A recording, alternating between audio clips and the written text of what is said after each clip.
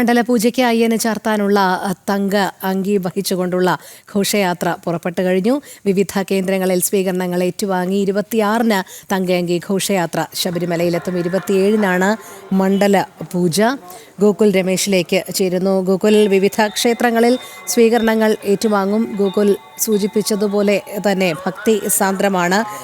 പുണ്യ ഘോഷയാത്രയോടൊപ്പം ഭക്തലക്ഷങ്ങൾ തന്നെയാണ് അണിനിരക്കുന്നത്. അതോടൊപ്പം തന്നെ നമുക്ക് അറിയാം കൃത്യമായി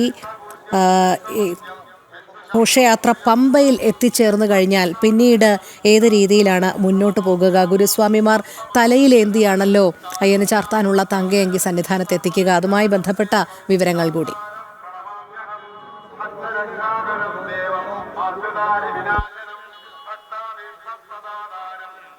ഗണപതി ക്ഷേത്രത്തിൽ നിന്നും പിന്നീട് രഥത്തിലായിരിക്കില്ല, തലച്ചുമടായിട്ടാണ് തങ്കയങ്കി സന്നിധാനത്തേക്ക് കൊണ്ടുപോകുന്നുണ്ടാവുക. പരമ്പരാഗത കാനനപാത വഴിയാണ് സന്നിധാനത്തേക്ക് തങ്കയങ്കി എത്തിച്ചേരുക. ശരംകുത്തിയിൽ ആചാരപരമായിട്ടുള്ള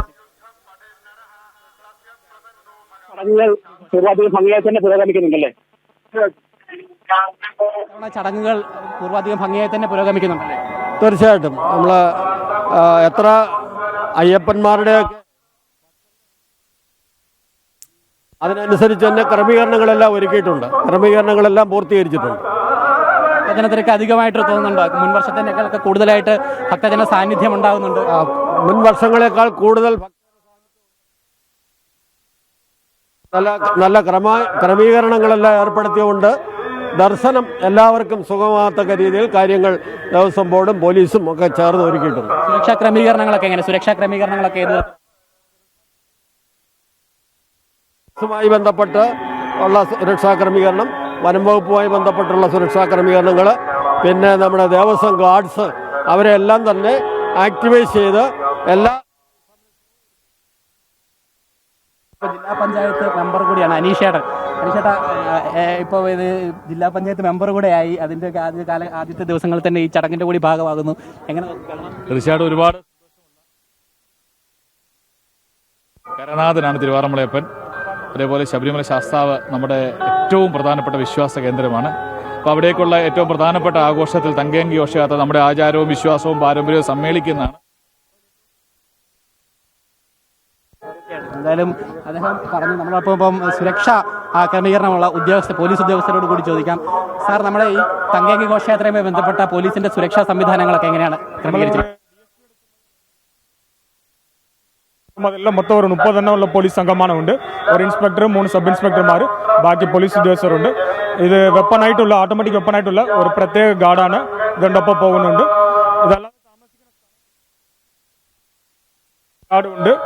അതേപോലെ നമ്മൾ പോകുന്ന സ്ഥലങ്ങളിൽ പ്രത്യേകമായിട്ട് ക്രൗഡ് മാനേജ്മെന്റ് ചെയ്യാൻ വേണ്ടിയോ ഭക്തർക്ക് പിൽഗ്രിംസ് ഫെസിലിറ്റേറ്റ് ചെയ്യാൻ വേണ്ടിയുള്ള സൗകര്യങ്ങൾ ദേവസ്വമായിട്ട് ബന്ധപ്പെട്ട് നമ്മൾ ചെയ്തു കൊടുക്കുന്നുണ്ട്. വ്യക്തമാക്കുകയുണ്ടായിട്ടുണ്ട്. വിപുലമായിട്ടുള്ള ക്രമീകരണങ്ങൾ തന്നെ സുരക്ഷയുമായി ബന്ധപ്പെട്ട് ഏർപ്പെടുത്തിയിട്ടുണ്ട്.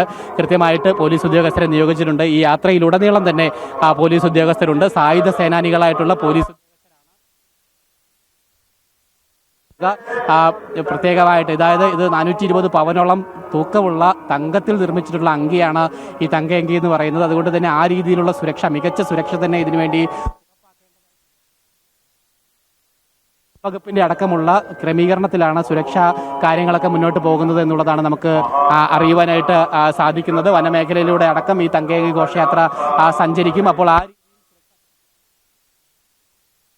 ആണ് അധികൃതർ ഇപ്പോൾ വ്യക്തമാക്കിയിരിക്കുന്നത്. ഇപ്പോൾ തങ്കയങ്കി ഘോഷയാത്ര മൂർത്തിട്ട ഗണപതി ക്ഷേത്രത്തിന് തൊട്ട് സമീപം എത്തിച്ചേർന്നിരിക്കുകയാണ്. ഇവിടെ ആ ഘോഷയാത്ര, ആ രഥം നിർത്തിയിരിക്കുകയാണ്.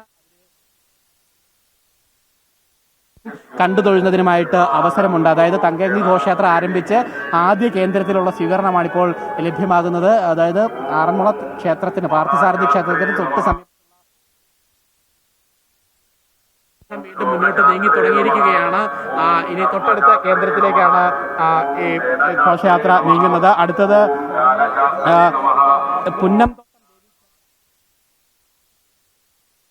പ്രയാണം നടക്കുന്നുണ്ടാവുക. അതിനുശേഷം ചവിട്ടുകുളം മഹാദേവ ക്ഷേത്രം, തിരുവഞ്ചാംകുന്ന് കാവ് ദേവീക്ഷേത്രം തുടങ്ങിയിട്ടുള്ള 29 കേന്ദ്രങ്ങളിലാണ് ഇന്ന് രഥപ്രയാണം നടത്തുന്നുണ്ടാവുക.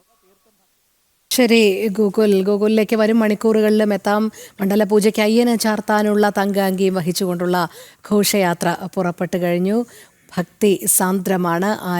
എല്ലാ ഭക്തരും ഘോഷയാത്രയോടൊപ്പം ഇങ്ങനെ അണിനിരക്കുന്ന കാഴ്ചയാണ് നമുക്ക് കാണാൻ കഴിയുന്നത്. അതോടൊപ്പം കനത്ത സുരക്ഷാ സംവിധാനങ്ങളും ഏർപ്പെടുത്തിയിട്ടുണ്ട്.